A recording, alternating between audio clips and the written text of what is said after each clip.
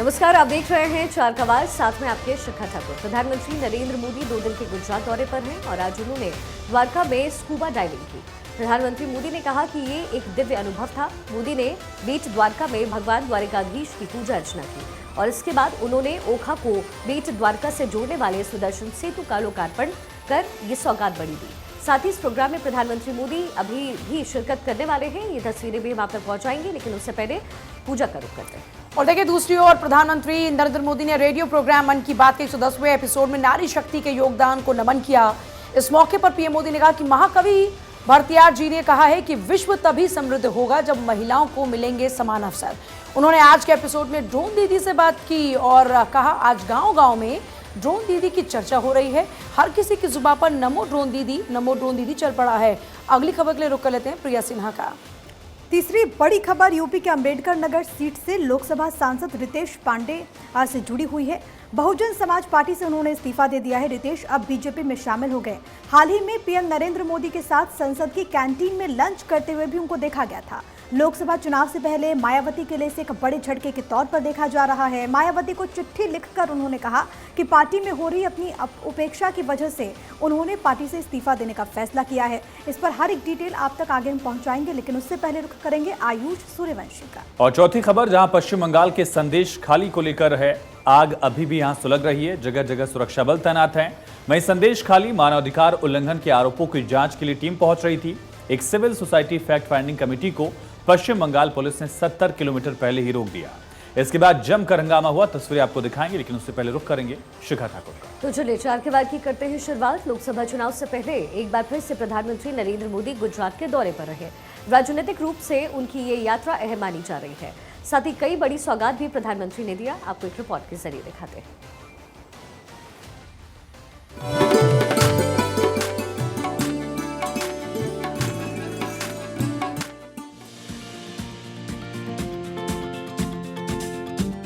Mission 400 पार के लिए देश भर में प्रधानमंत्री मोदी माहौल बनाने में जुटे हैं और इसी के मद्देनजर प्रधानमंत्री मोदी ने कई राज्यों का दौरा भी किया। लोकसभा चुनाव से पहले एक बार फिर प्रधानमंत्री मोदी गुजरात के दौरे पर पहुंचे। राजनीतिक रूप से उनकी ये यात्रा अहम मानी जा रही। प्रधानमंत्री मोदी ने गुजरात दौरे के दौरान द्वारकाधीश मंदिर में पूजा की। सुदर्शन सेतु समेत 5 एम्स और कई परियोजनाओं की सौगात जनता को दी।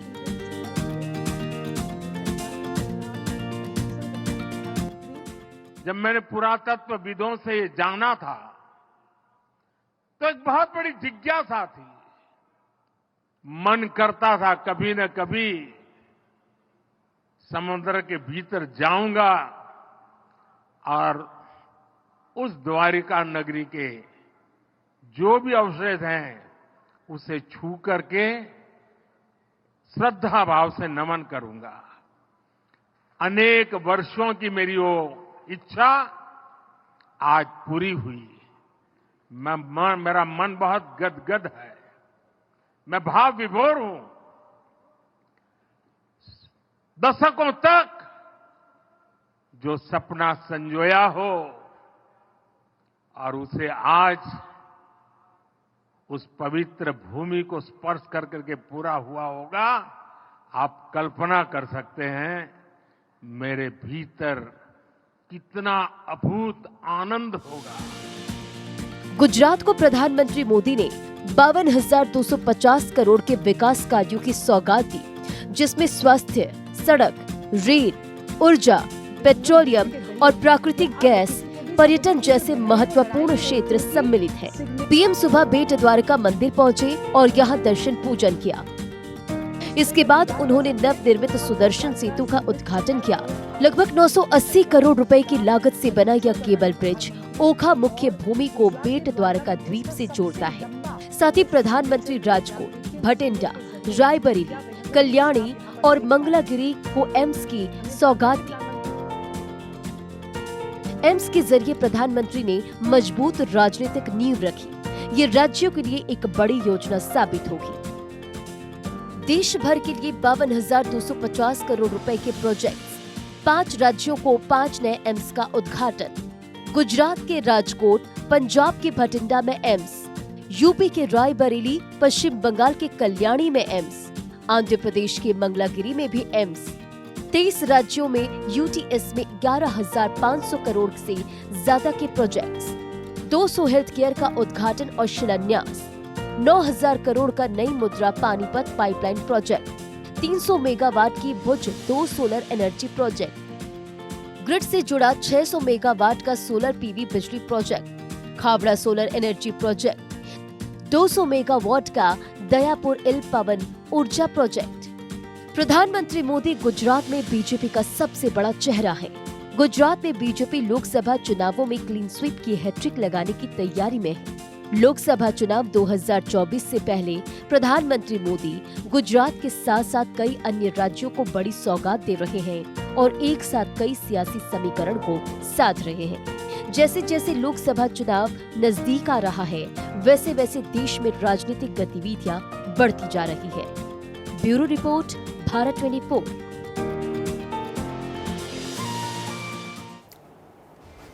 देखिए, पीएम मोदी ने रेडियो प्रोग्राम मन की बात के 110वें एपिसोड में नारी शक्ति के योगदान को नमन किया। पीएम मोदी ने कहा कि आज भारत की नारी शक्ति हर क्षेत्र में प्रगति की नई ऊंचाइयों को छू रही है। वहीं पीएम मोदी ने कहा कि राजनीतिक मर्यादा का पालन करते हुए लोकसभा चुनाव के इन दिनों में 3 महीने मन की बात का प्रसारण नहीं होगा। मन की बात का प्रसारण रुक रहा है, देश की उपलब्धियां नहीं, ये उनकी ओर से कहा गया। देखिए सुनीता जी, ये ड्रोन दीदी बनने का आपका सफर कैसे शुरू हुआ? आपको ट्रेनिंग कहाँ मिली? कैसे कैसे बदलाव क्या आया, मुझे पहले से जानना है। जी सर, ट्रेनिंग हमारी फूलपुर एफको में हुआ था, इलाहाबाद में, और वहीं से हमको ट्रेनिंग मिली है। अच्छा, क्योंकि मेरा एक मिशन है लखपति दीदी बनाने का। अगर आज देश भर की बहनें सुन रही हैं तो एक ड्रोन दीदी आज पहली बार मेरे साथ बात कर रही है, तो क्या कहना चाहेगी आप? जैसे आज मैं अकेले ड्रोन दीदी हूँ, तो ऐसी हजारों बहनें आगे आए कि मेरे जैसे ड्रोन दीदी वो भी बने। चलिए सुनीता जी, मेरी तरफ से आपको बहुत बहुत बधाई। ये नमो ड्रोन दीदी ये देश में कृषि को आधुनिक बनाने का एक बहुत बड़ा माध्यम बन रही है। कंटेंट क्रिएट कर रहे देश के युवाओं की आवाज आज बहुत प्रभावी बन चुकी है। उनकी प्रतिभा को सम्मान देने के लिए देश में नेशनल क्रिएटर्स अवार्ड शुरू किया गया है। इसके तहत अलग अलग कैटेगरीज में उन चेंज मेकर्स को सम्मानित करने की तैयारी है जो सामाजिक परिवर्तन की प्रभावी आवाज बनने के लिए टेक्नोलॉजी का उपयोग कर रहे हैं। यह कॉन्टेस्ट माईगॉव पर चल रहा है और मैं कंटेंट क्रिएटर्स को इससे जुड़ने के लिए आग्रह करूंगा। हमारे युवा साथी चुनावी प्रक्रिया में जितनी अधिक भागीदारी करेंगे, इसके नतीजे देश के लिए उतने ही लाभकारी होंगे। मैं भी फर्स्ट टाइम वोटर से आग्रह करूंगा कि वह रिकॉर्ड संख्या में वोट करें। 18 का होने के बाद आपको 18वीं लोकसभा के लिए सदस्य चुनने का मौका मिल रहा है। यानी ये 18वीं लोकसभा भी युवा आकांक्षा का प्रतीक होगी। इसलिए आपके वोट का महत्व और बढ़ गया है। आम चुनावों की इस हलचल के बीच आप युवा न केवल राजनीतिक गतिविधियों का हिस्सा बनिए, बल्कि इस दौरान चर्चा और बहस को लेकर भी जागरूक बने रहिए। और याद रखिएगा, मेरा पहला वोट देश के लिए। संभावना है कि मार्च के महीने में आचार संहिता भी लग जाएगी। ये मन की बात की बहुत बड़ी सफलता है कि बीते 110 एपिसोड में हमने इसे सरकार की परछाई से भी दूर रखा है। मन की बात में देश की सामूहिक शक्ति की बात होती है। और प्रधानमंत्री नरेंद्र मोदी गुजरात के दौरे पर हैं। सीधी तस्वीरें आपको दिखाते हैं। आज का दिन गुजरात के लिहाज से बहुत ज़्यादा महत्वपूर्ण आपको यहाँ पर नजर आएंगे प्रधानमंत्री नरेंद्र मोदी। ठीक उनके बगल में मनसुख मांडविया की मौजूदगी। और प्रधानमंत्री नरेंद्र मोदी कई सारी सौगातें भी देने वाले हैं। देश के लिए भी आज का दिन बहुत ज़्यादा महत्वपूर्ण है। कल प्रधानमंत्री नरेंद्र मोदी जामनगर पहुंचे थे और उसके बाद प्रधानमंत्री नरेंद्र मोदी आज द्वारकाधीश मंदिर में उन्होंने दर्शन पूजन किया। अस्पताल की सौगात प्रधानमंत्री नरेंद्र मोदी यहाँ पर देते हुए, राजकोट की बात करें तो एम्स की ये सौगात है।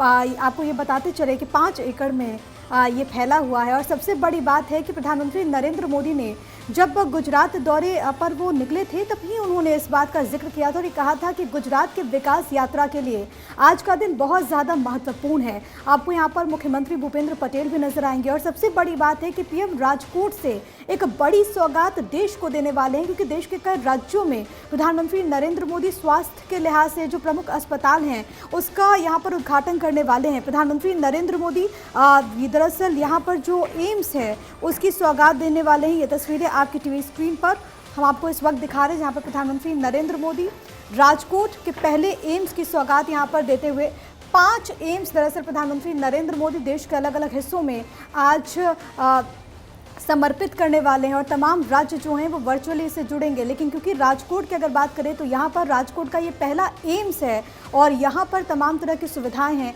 जिसका निरीक्षण प्रधानमंत्री नरेंद्र मोदी इस वक्त करते हुए। आयुष, आप कुछ कहना चाहते हैं? बिल्कुल, गुजरात का ही पहला एम्स है प्रिया। देखिए, और 5 अलग अलग राज्यों में एम्स की सौगात प्रधानमंत्री देने वाले हैं। इंफ्रास्ट्रक्चर के लिहाज से बेहद अहम रायबरेली एम्स की सौगात मिलेगी, इसी तरह से मलकानगिरी ओडिशा, और कुल 5 एम्स की सौगात एक साथ देश में पहला मौका है। बिल्कुल, आंध्र प्रदेश में एक एम्स की सौगात प्रधानमंत्री नरेंद्र मोदी देने वाले हैं। और सबसे बड़ी बात है आयुष कि पीएम का ये जो पूरा दौरा है स्वास्थ्य के लिहाज से, इसके अलावा ऊर्जा के लिहाज से, इसके अलावा किस तरीके से कनेक्टिविटी के लिहाज से बहुत ज़्यादा महत्वपूर्ण हो जाता है। प्रधानमंत्री ने इस बात का जिक्र भी किया कि गुजरात के लिए जो विकास की अनवरत यात्रा है इसमें हर रोज़ नए आयाम जुड़ रहे हैं। और आज तो मौका बहुत खास है जब प्रधानमंत्री यहाँ पर पहुँचे हैं। इसके अलावा प्रधानमंत्री नरेंद्र मोदी, क्योंकि सुदर्शन सेतु की अगर बात करें तो ओखा से बेट द्वारका को ये जो सेतु है वो जोड़ता है। और सबसे बड़ी बात, ये अपने आप में पहली मर्तबा है, ये अपने आप में इस तरीके का पहला पुल है, केबल सेतु, जिसकी सौगात प्रधानमंत्री नरेंद्र मोदी यहाँ पर देते हुए। और सबसे अहम ये है कि अपने इस पूरे दौरे के दरमियान प्रधानमंत्री नरेंद्र मोदी कई सारी विकास परियोजनाओं की सौगात देने वाले हैं। ये जो तस्वीरें आपकी टीवी स्क्रीन पर है वो एम्स राजकोट से लाइव तस्वीरें आप देख रहे हैं, जहां पर प्रधानमंत्री नरेंद्र मोदी जब पहुंचे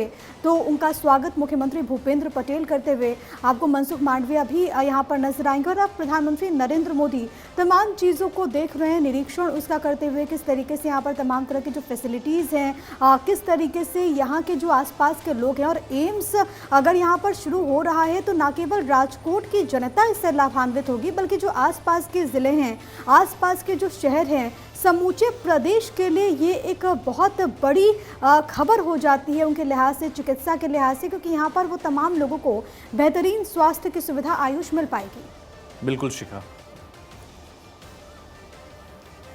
तो ये गुजरात का दौरा प्रधानमंत्री मोदी का, पिछले 3 दिनों से गुजरात के दौरे पर हैं प्रधानमंत्री। और लोकसभा चुनाव के मद्देनजर भी ये बेहद खास, अपने संसदीय क्षेत्र भी वो पहुंचे थे कुछ दिनों पहले। और चूंकि जिस तरीके से राज्य दर राज्य इस वक्त प्रधानमंत्री मोदी का ये दौरा चल रहा है, वो अपने आप में सीटों को जोड़ने की एक कवायद प्रधानमंत्री मोदी द्वारा की जा रही है।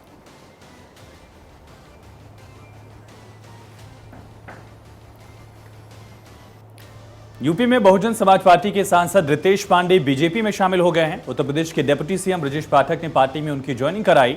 इसी महीने बजट सत्र में पीएम नरेंद्र मोदी के साथ लंच करके बीजेपी के मंच तक का सफर रितेश पांडे ने कैसे तय किया और क्यों रितेश पांडे के बसपा छोड़कर बीजेपी में जाने से अखिलेश यादव की टेंशन बढ़ गई है, रिपोर्ट देखिए। रितेश पांडे जी का भारतीय जनता पार्टी परिवार में हृदय से स्वागत करता हूं।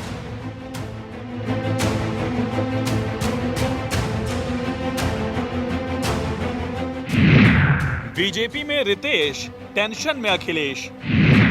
राज्यसभा कारण पांडे जी बिगाड़ेंगे सपा का समीकरण। पुत्र बीजेपी में, पिता सपा में, अखिलेश टेंशन में। पीएम मोदी के साथ लंच, अब मिला बीजेपी का मंच।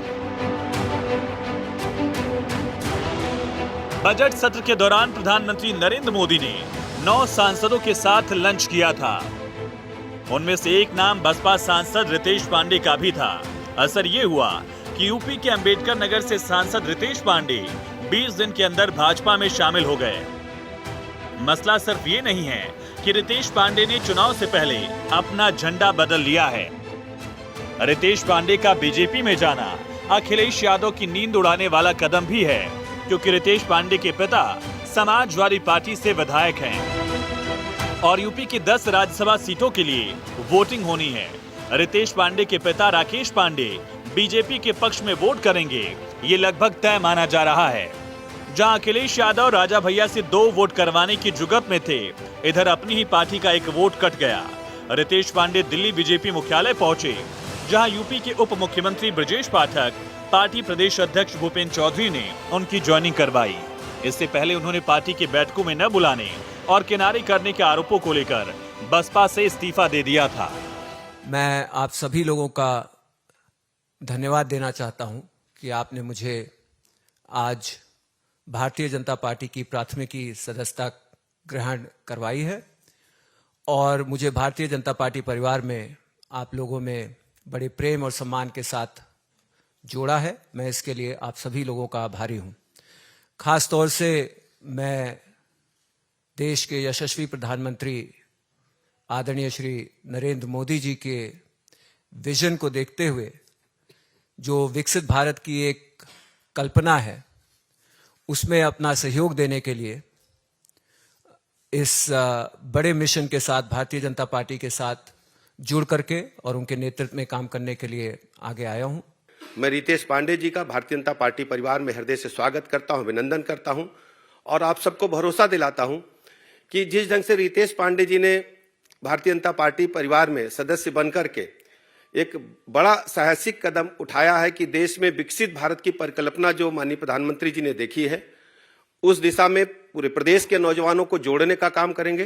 अभी एक बसपा के सांसद हमारे यहाँ अभी आगरा में राहुल जी का स्वागत करने आ रहे हैं। श्याम सिंह यादव जी जो सांसद हैं, जौनपुर से मेंबर पार्लियामेंट हैं, और राहुल गांधी जी का स्वागत करेंगे, बसपा के एमपी है। तो निश्चित तौर से जब जो देखिए कांग्रेस मजबूती के साथ खड़ी, जो भाजपा में जा रहे हैं वो तो पद के लालच में जा रहे हैं, उनको पद चाहिए और सत्ता में जाना चाहते हैं। पर जो बसपा के लोग या अन्य लोग वो हमारे कांग्रेस के साथ आ रहे हैं, वो संघर्ष करने के लिए, लड़ने के लिए।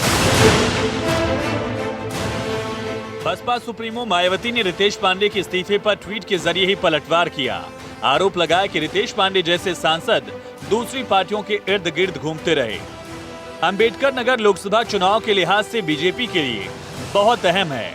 इसका बड़ा कारण ये है कि योगी लहर में भी 2022 विधानसभा चुनाव में अंबेडकर नगर लोकसभा की 5 सीटों पर कब्जा करके समाजवादी पार्टी ने जिले में क्लीन स्वीप कर दिया था। बीजेपी यहां खाता तक नहीं खोल पाई। ऐसे में बीजेपी के पास अब एक बड़े राजनीतिक परिवार का साथ है।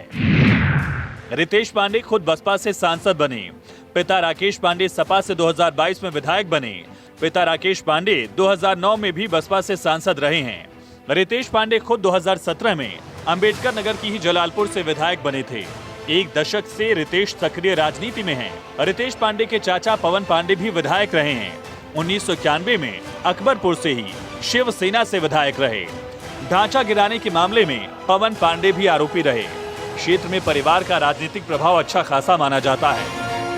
कहा जा रहा है कि बहुजन समाज पार्टी के कई सांसद अब नई राह तलाश रहे हैं। तस्वीर अब से कुछ देर पहले की है, जब आज under water diving, scuba diving करते हुए प्रधानमंत्री मोदी देखे गए। और ये देखिए, अपने गृह राज्य में मौजूद हैं प्रधानमंत्री मोदी, और जब स्कूबा डाइविंग आज उन्होंने की, उस वक्त ये तस्वीर है जो अब आप देख रहे हैं। और तब करते हुए बेहद खूबसूरत ये तस्वीर है और व्यक्तित्व को, प्रधानमंत्री के, मोदी के व्यक्तित्व को ये बयां करती हुई तस्वीरें हैं। देखिए, तब के मुद्रा में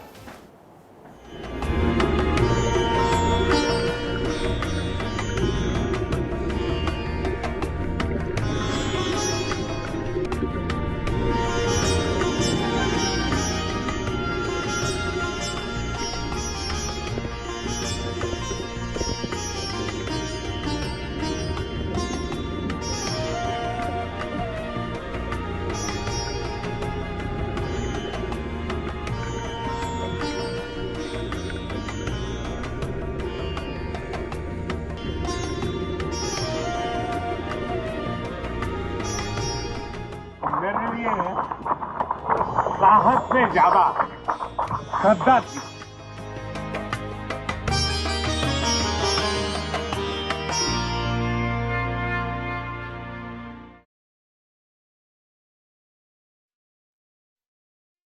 यहाँ पर द्वारिका पहुंचे हुए हैं। द्वारिकाधीश में जो कि पानी के अंदर है, वहां पर प्रणाम मुद्रा में प्रधानमंत्री मोदी को आप देख रहे हैं। तब की मुद्रा में वहां पर पहुंचे हुए हैं, बांसुरी भी लेकर के पहुंचे। कहा जाता है कि द्वारिकाधीश पानी में डूब गया था और यहाँ पर एक पूरा का पूरा शहर हजारों सालों पहले बसता था, जहाँ श्री कृष्ण रहते थे और यहीं से यादव कुल की उत्पत्ति हुई थी। यहाँ प्रधानमंत्री मोदी पहुंचे हुए हैं और अंडर वाटर डाइविंग करके, सी वॉक आप कह सकते हैं, वहाँ करते हुए प्रधानमंत्री मोदी पहुंचे और वहाँ पूजा अर्चना आप कह सकते हैं करते हुए नजर आए प्रधानमंत्री मोदी।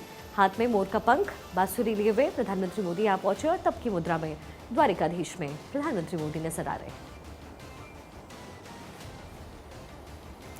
तो देखिए, लगातार ये तस्वीरें देख रहे हैं गुजरात के दौरे पर प्रधानमंत्री नरेंद्र मोदी, और एक तरफ जहां द्वारकाधीश मंदिर में दर्शन पूजन किए, उसके बाद जैसा भी शिखा ने भी जिक्र किया कि क्योंकि द्वारकाधीश थे, पूरी द्वारकाधीश नगरी डूब गई थी, जिसके बाद अब यहाँ पर भी प्रधानमंत्री मोदी पहुंचे और भगवान श्री कृष्ण को नमन करते हुए नजर आ रहे हैं।